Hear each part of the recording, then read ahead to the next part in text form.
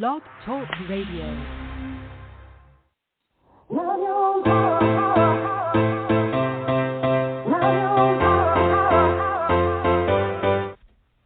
Chatting with Nat is a podcast for independent women seeking to speak their truth and to break down barriers. We host honest conversations that help to guide and empower women. Speak your truth and set yourself free. Let your voice be heard. Hi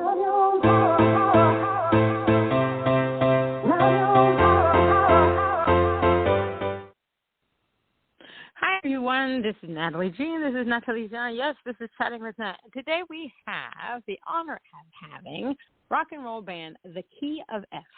The Key of F was formed in 2019 by Andie K and Marie Pettit, or Pettit, because I speak French. Their opposite personalities and diverse musical tastes have led them to create music that's uniquely rock and roll. From punk rock to rockabilly, the duo have honed their sound into a powerful swamp rock with gritty vocals and lush harmonies. In 2020, they made Music Connections Hot 100 Unsigned Bands and Artists list and plan to release their debut EP in 2022. Let's give them a round of applause.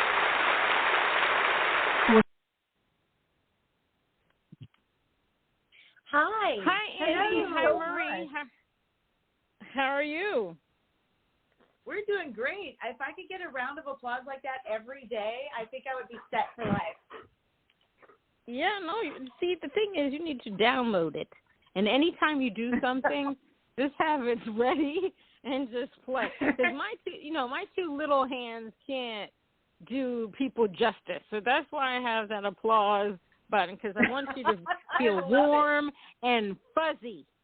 Warm and fuzzy. So I'm glad that it worked. It worked. So how have you both been during this extremely crazy time between the elections, George Floyd, and the pandemic? It's been busy for us. I mean, we released a song during the pandemic, so we did a lot of writing for this album that's going to end up being released in 2022. And we released a song during the pandemic, which was Feelin' the Mood. Recording in the middle of a pandemic is challenging. It's definitely challenging to be in the studio. Everybody was masked. We were very careful. We even zoomed in a few times. We had a guy on guitar in another state, and people zoomed in and sent recordings in. It was quite an interesting challenge. I'm sure.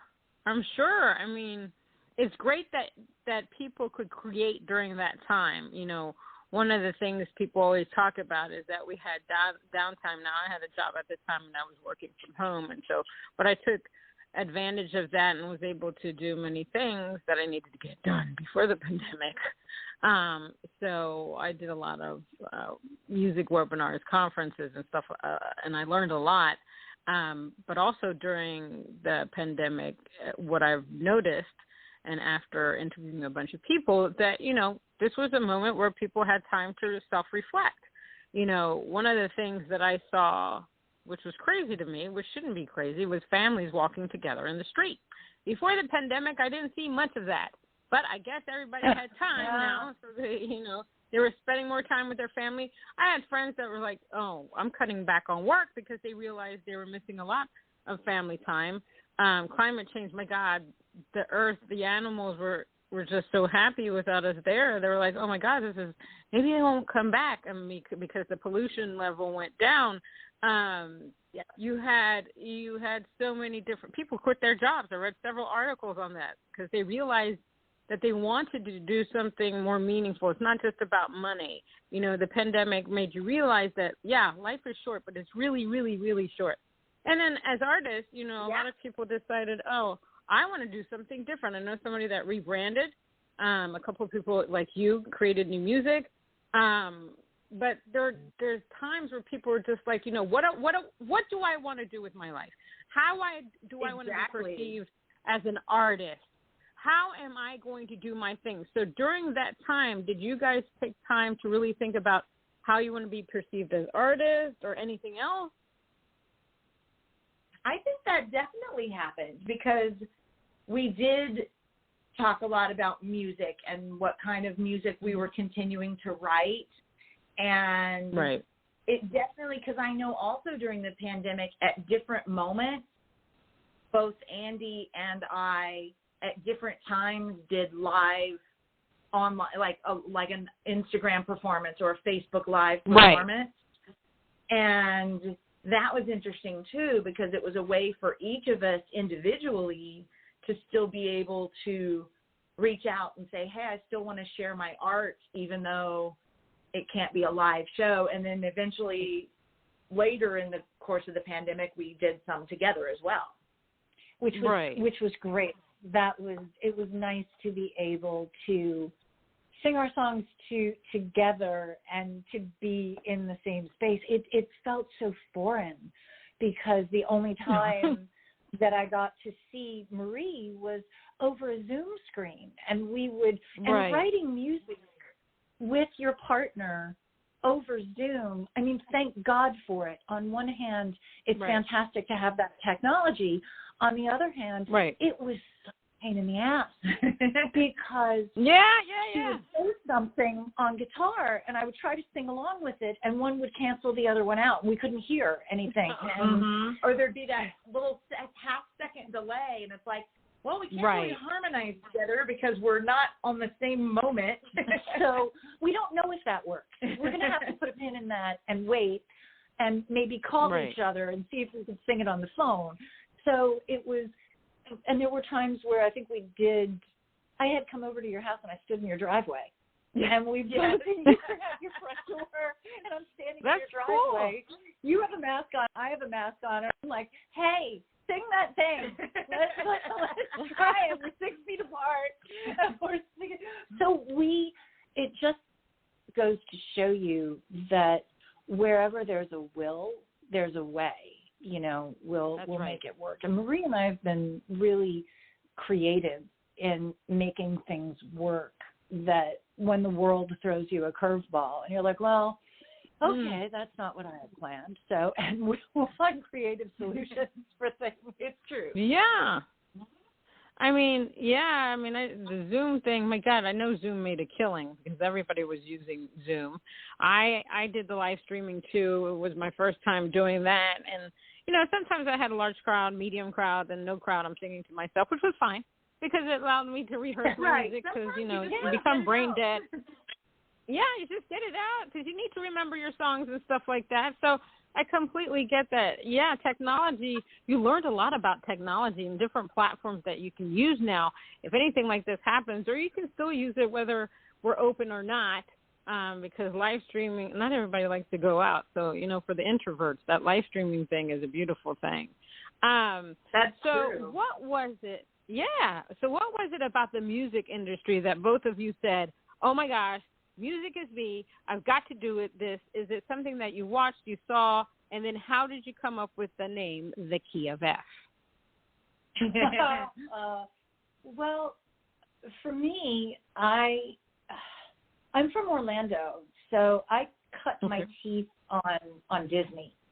As a really, really young kid, I was singing Disney songs and all of that, and I ended up in school trying to get out of a math class, and I ended up auditioning for the school play, which I got it because they wanted people to come and sing. And I was like, well, sure, I'll go sing if I don't have to sit in this room and learn subtraction. That's great.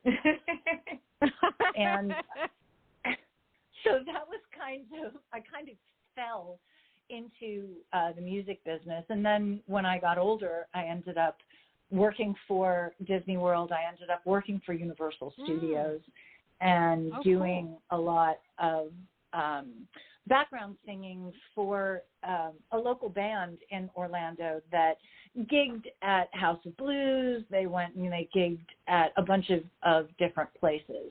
So that was kind of how I ended up falling into music. And I definitely grew up with music. It was a very big part of our household. And so my mother made sure that her children could sing and read music and harmonize and play instruments. So it was always there, but not forcefully, like not, I mean, I didn't always want to practice the piano, but but it was always something we enjoyed doing as a family and singing together and singing along to the radio or so that's always been something that has brought me joy, and especially harmonizing. Oh my gosh, if I could just spend all day harmonizing, that makes me very happy. Oh my goodness. And, good to know. We landed on, so sorry? I said good to know, the harmonizing part. We ended up landing on the band name The Key of F. We were tossing around some ideas, and Marie and I were working on a cover song. And because I'm insufferable, I kept asking her, I'm so sorry, what key are we in again?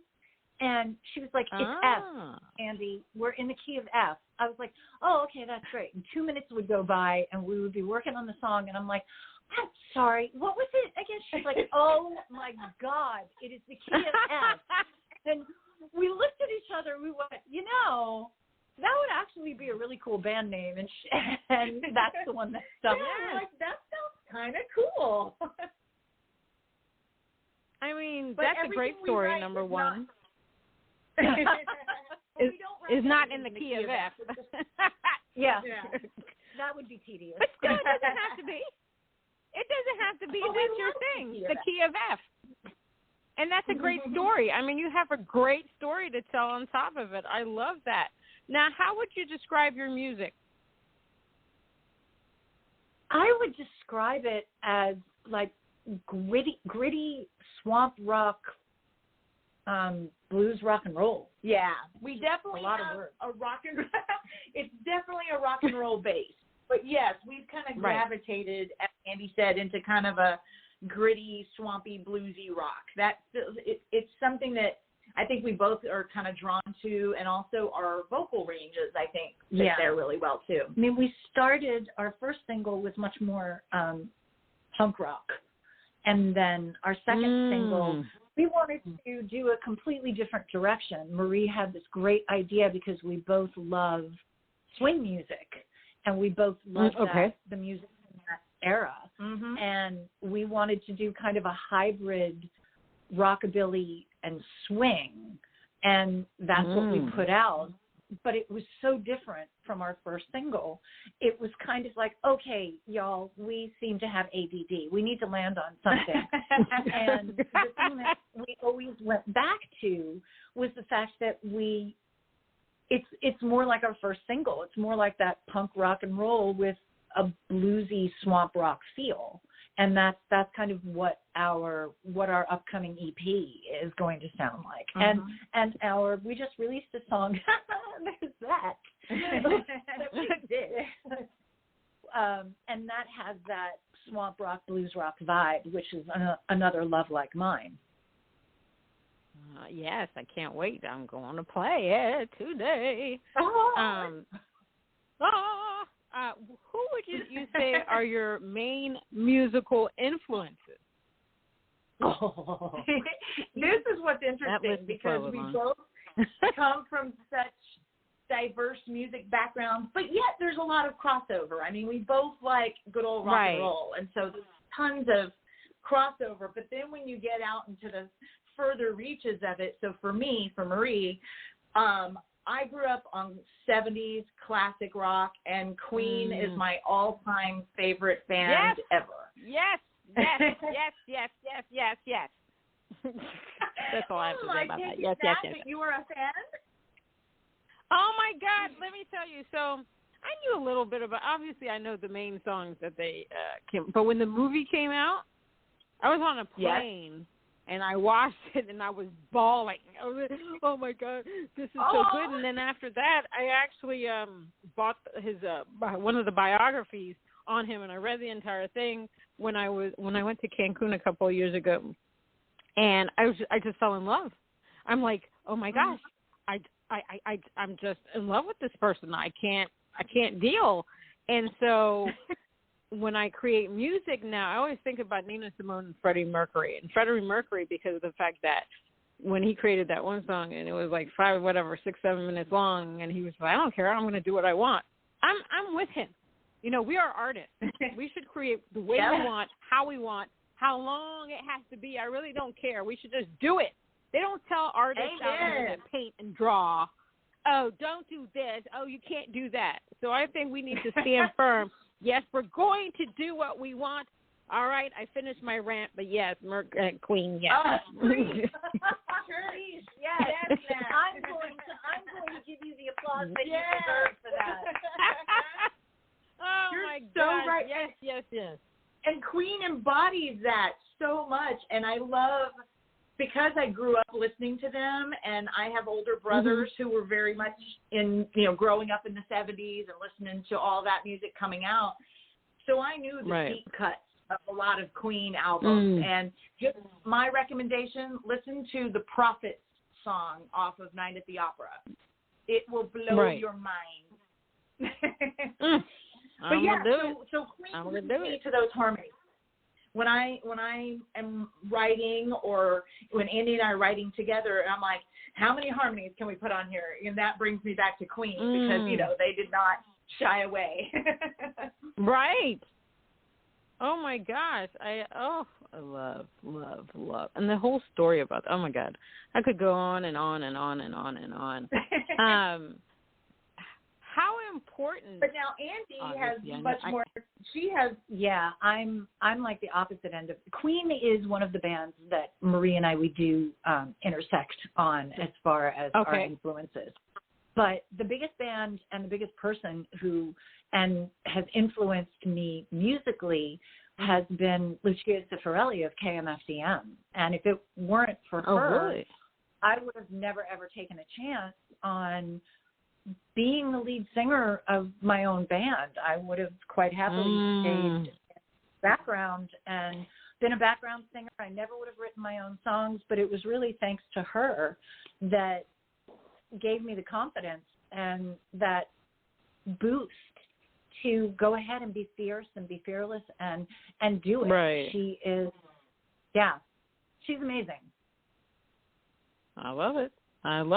Yeah. So then the next question would be, how important is it for you guys to be authentic? Oh, very. Very. Yeah, exceedingly. Very. And the thing that's cool about that is that I think part of us being authentic with our music and just our personalities is that we listen to each other. And if one of us says, I really want this in this song, that is what makes it true to me, we honor that. And we will make sure, whatever each of us, whatever's really true to us and needs to be in a song, we make sure it's there. Yeah. Absolutely. Fantastic. I love that. I love the sisterhood. Now, I'm going to play Another Love Like Mine. Tell me what that's about. This song was a way for me to heal from a really, really bad breakup. When you go through a breakup, there are stages of grief. Like, you initially break up with someone and you have a certain thing that you believe in your mind about that breakup. And as the days go by, as the weeks go by, you start finding out more and more things that you weren't aware of when you were first breaking up. And the truth starts to come out, and it leaves you even more shell-shocked than what you were when the breakup first happened. So this is kind of that song that takes place about, like a month after you've broken up with that person, and you start finding out all of these things. It's like, wow, you are not the individual that I ever thought that you were. And it's about embracing your own power and your own self-worth, because you know that you deserve better. It's not about vengeance. It's about knowing I deserved better. And I can't believe that I didn't see that. I didn't see who this person was, but I'm not going to be fooled again.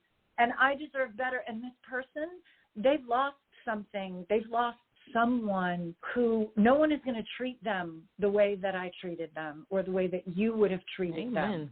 Hallelujah. And it's about embracing that and knowing that about yourself, going forward with purpose into a new relationship and knowing the things that you will put up with and what you won't. So, amen. Preach. Yeah. And yes, and that can kind of that the reason I said I mean it's just so true. We're going to play it here, and you know what? It can be, you know, for any type of relationship, whether it's a love relationship or a friendship. That is so true. Sometimes you find, yeah, amen. Okay, let's play it now.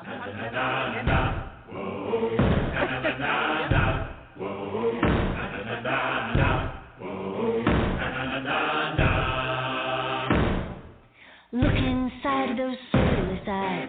Don't believe the pretty lies. Disguise shines oh so flawlessly.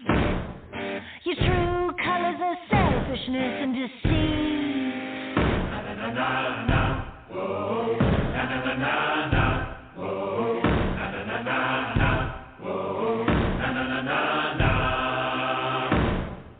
Go on, play the innocent.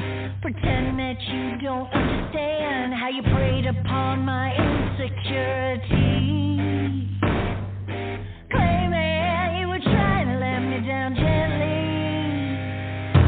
I will haunt your memories, try to leave it all behind. You will never find another love like mine.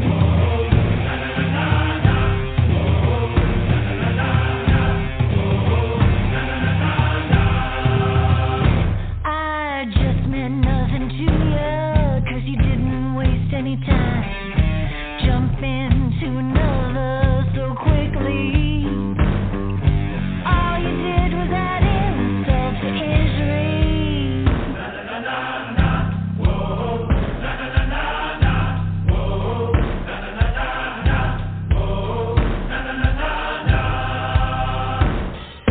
Strive to make yourself feel alive. Buried between their open thighs. Can't breathe life into dead integrity.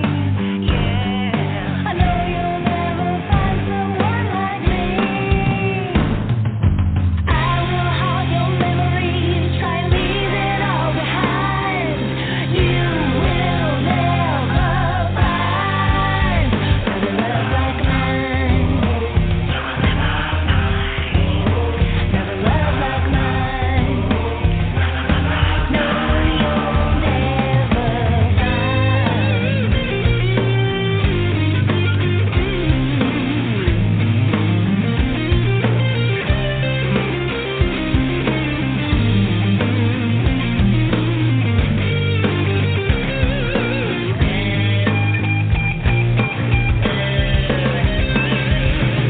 took advantage, took me for granted. Your lies so clever, your arrogance better. You will never find another love like mine.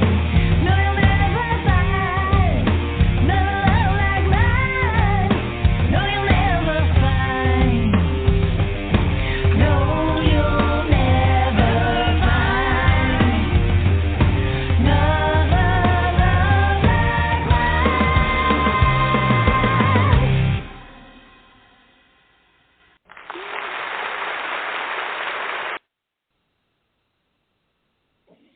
Fantastic.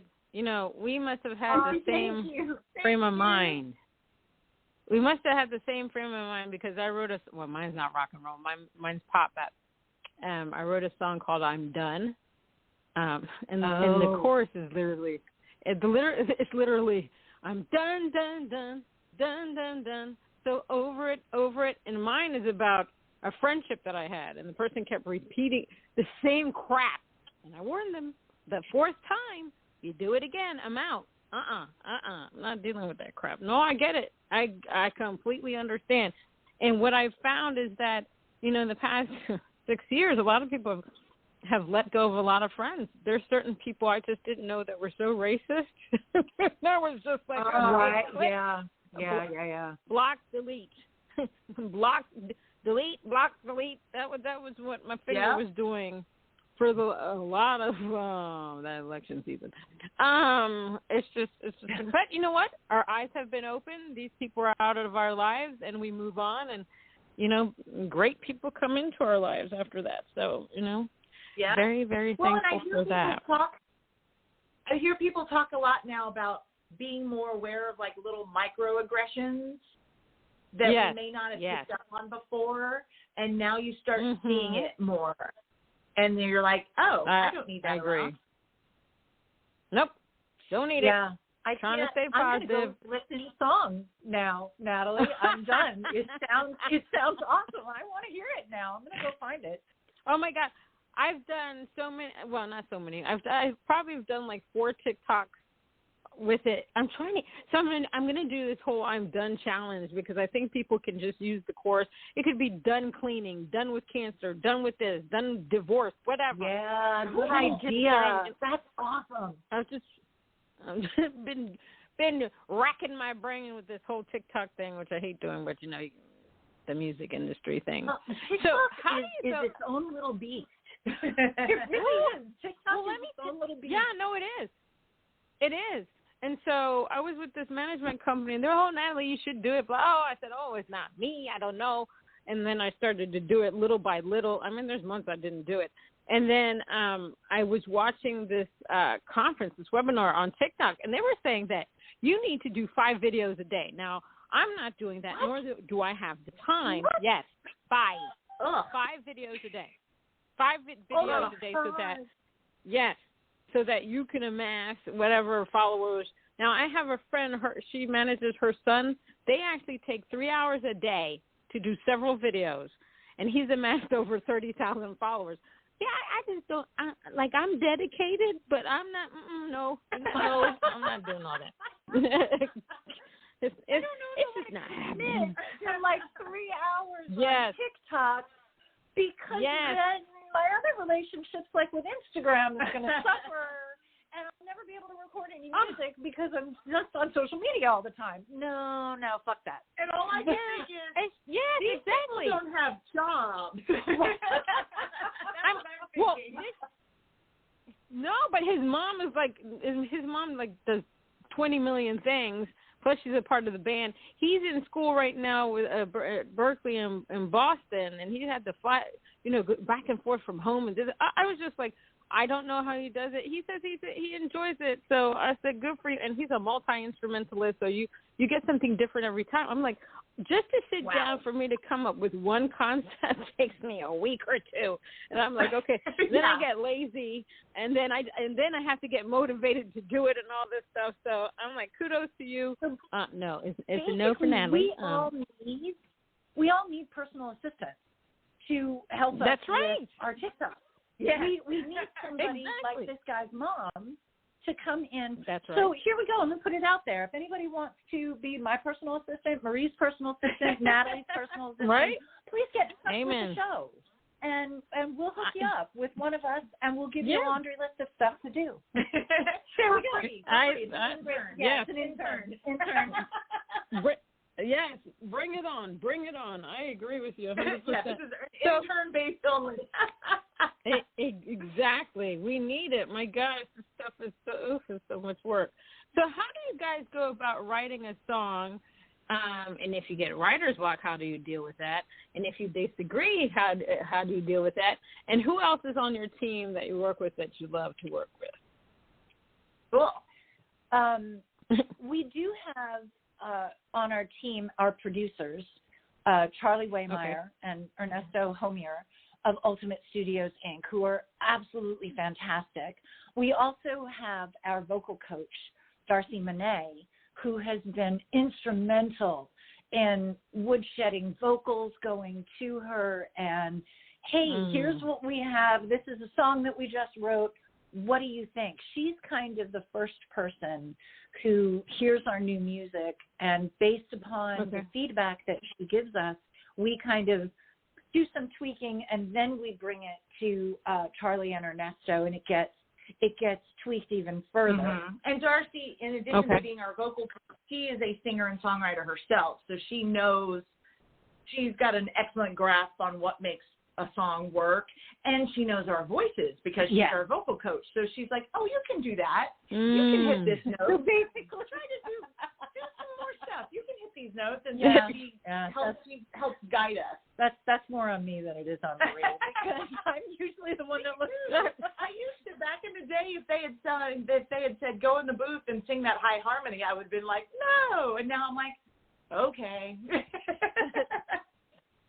So, and so when we, so writing, it usually starts out, one of us has the seed of an idea. For me, it starts with lyrics.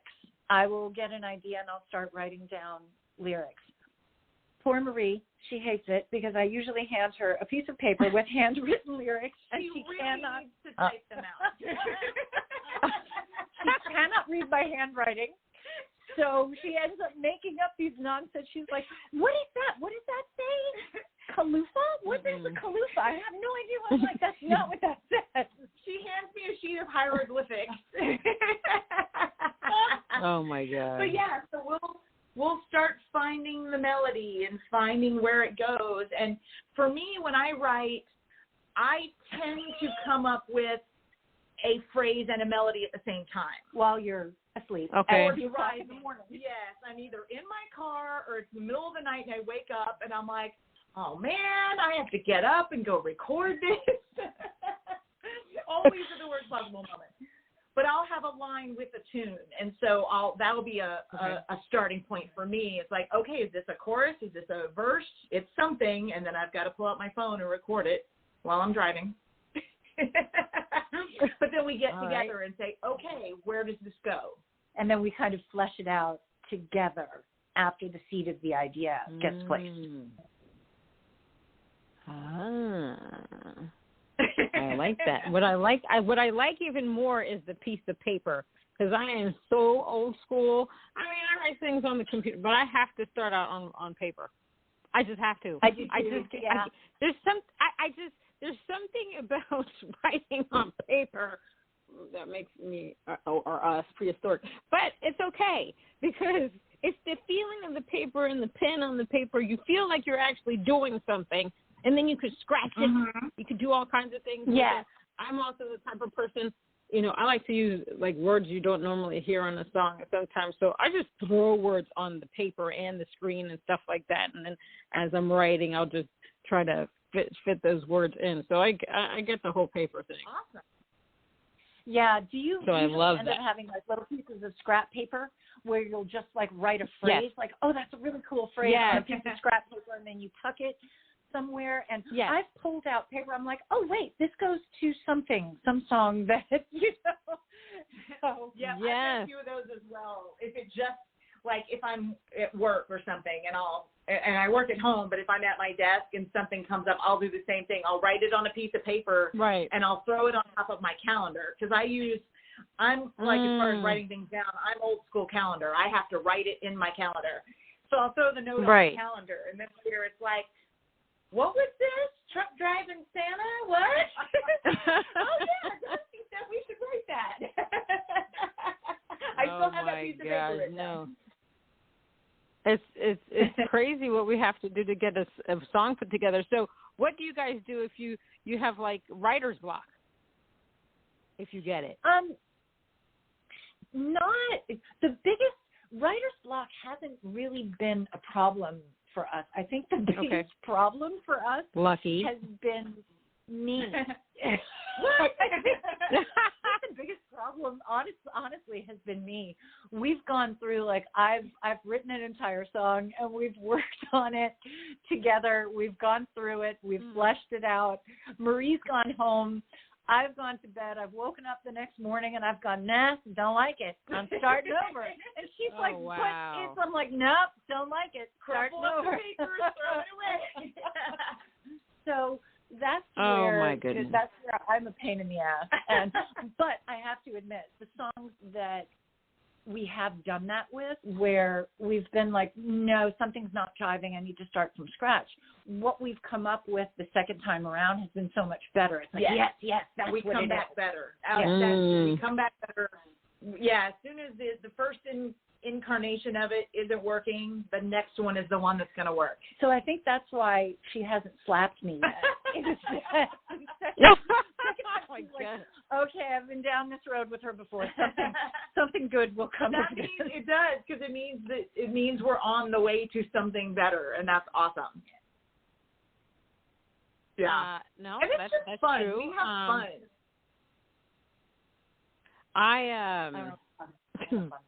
I have written stuff and ready to go to the producers and stuff like that, and then I'll sit down and I'm like, who the hell wrote this crap? And I'm like, you did that in a rush. You did that in a rush, and then I've had to go and rewrite something, and I'm just like, what was I thinking? Oh, you just wanted to get the song done. No, I completely understand that. What do you guys love and I will most? Say, we both, I think, Andie and I have a similar situation where we have so much to say, and we'll write it all down in a song, and then we're like, we can't say this in 4 beats. So we have to go through and weed out some of the extra, like, we've written an entire novel, and we're like, all right, we need to get this down to a song length. Yeah, I'm really bad about smushing words together, like taking 2 words and making one. I'm really bad about this that. in 1 beat. Yeah. One measure. Yeah, I can get this in a measure. I can, and I have.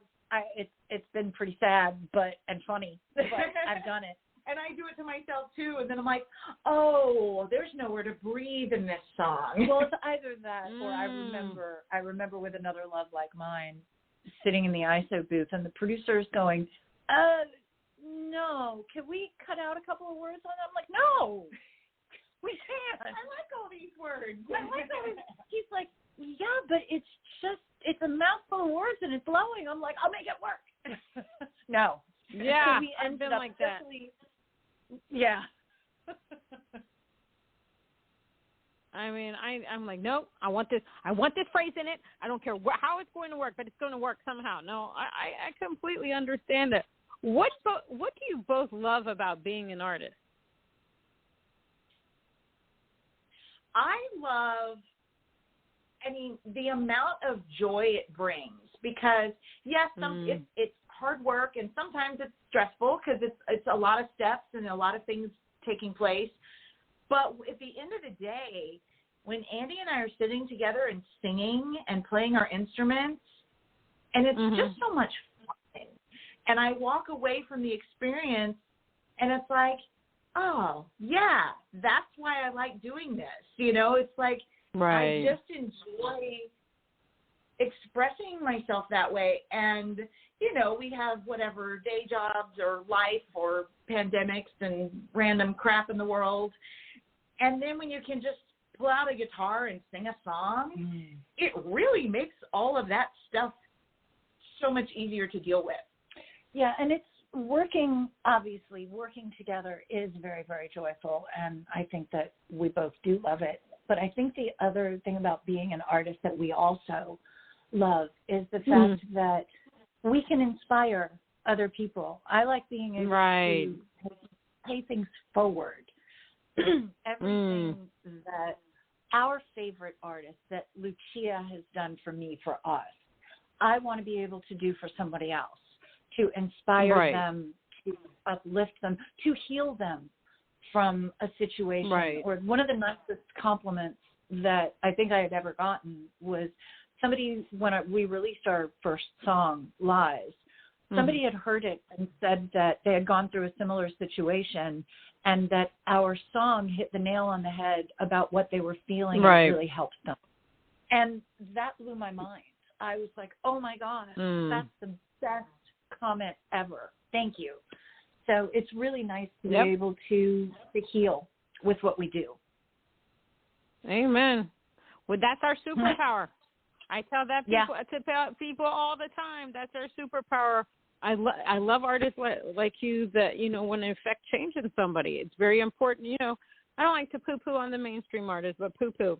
Their music, we can all write about the same thing over and over again. But when it comes to indie artists that write their own music, people can just feel our pain or feel our joy or feel our anger in anything that we do. And then the people are just like, you know what? you got me. I got you.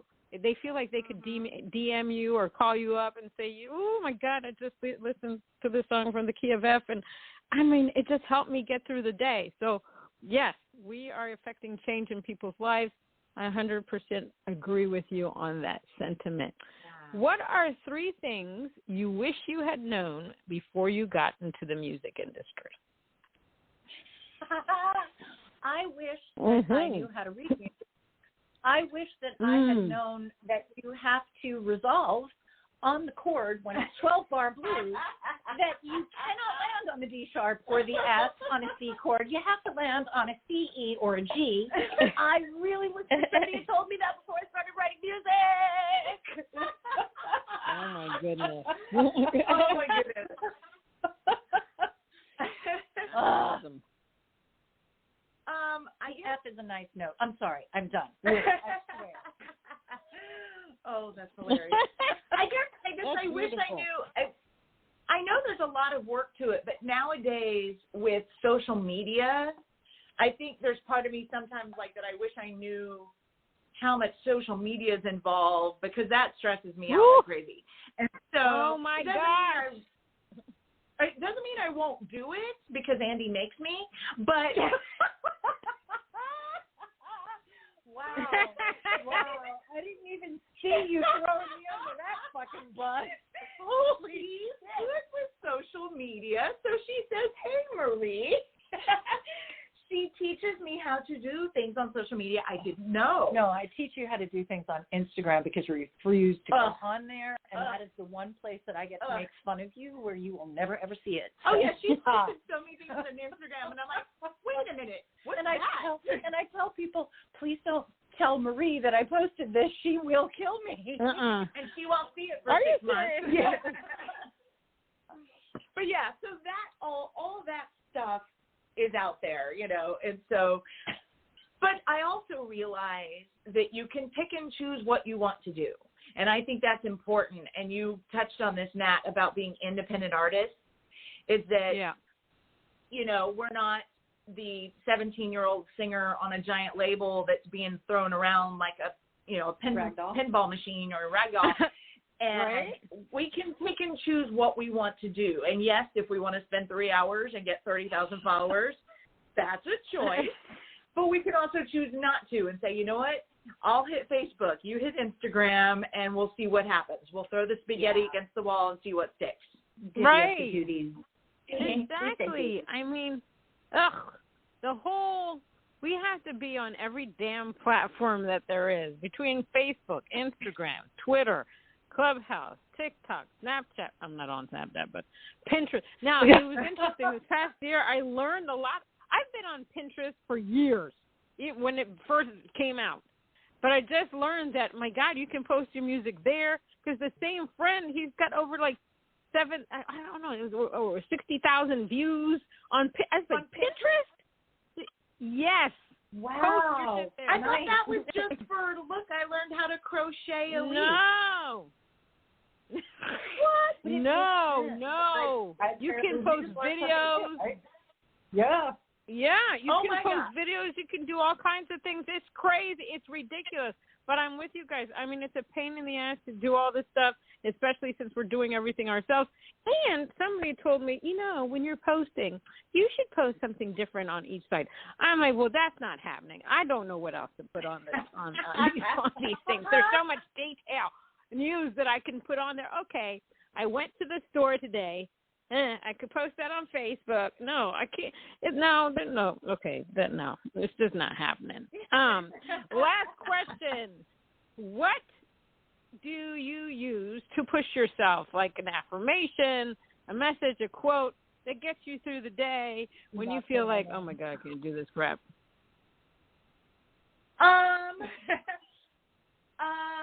That's an interesting question. Gosh, that's an interesting question. I think sometimes, and I think this sort of combines a little bit with the old question about if you have writer's block or anything. Sometimes the motivation I'll have is if I just listen to other music. So I actually was telling Andie the other day that I need to be in my car more because I listen to a lot of music in my car. If I'm driving, I've got the radio on. Whereas if I'm home, I might have different things happening, television and such. But in my car, it's me and music and the road. And that's probably why I write so much in the car, because I get inspired. Yeah. And so listening to other music will definitely get me going. But then also, I think you're talking about affirmations and stuff. Sometimes I'll just sit with my dog and meditate and just clear my mind. Oh. And that helps as well. Like, okay, clear my mind and focus on, okay, what's the next joyful thing that I can do with music? Or, yes, nextful.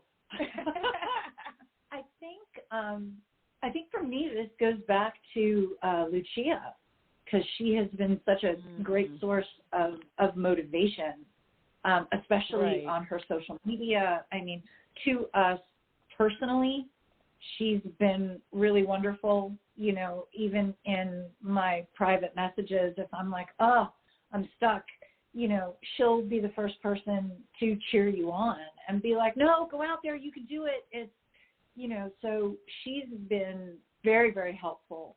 And when I feel like I just can't,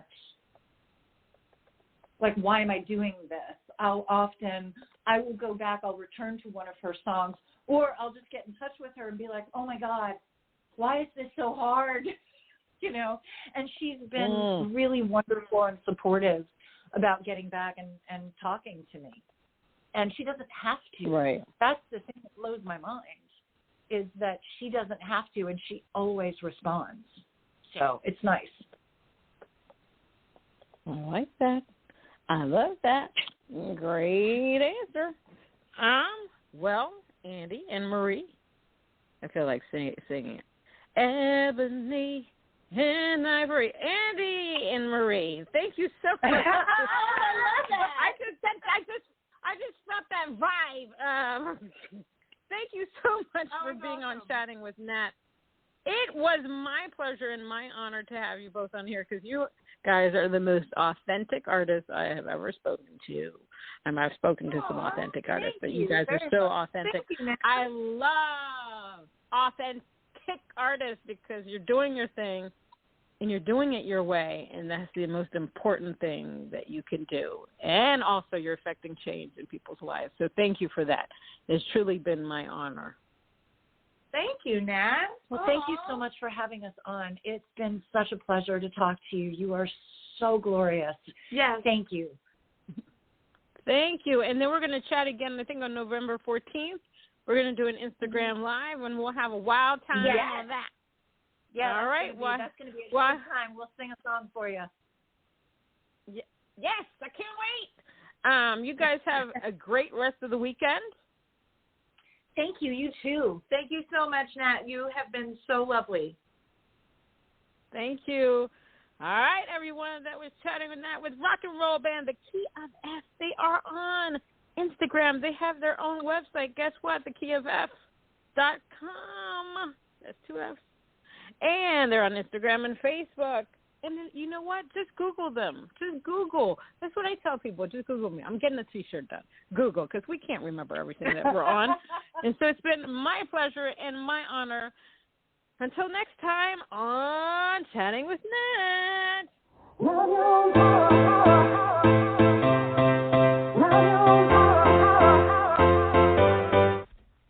Chatting with Nat is a podcast for independent women seeking to speak their truth and to break down barriers. We host honest conversations that help to guide and empower women. Speak your truth and set yourself free. Let your voice be heard.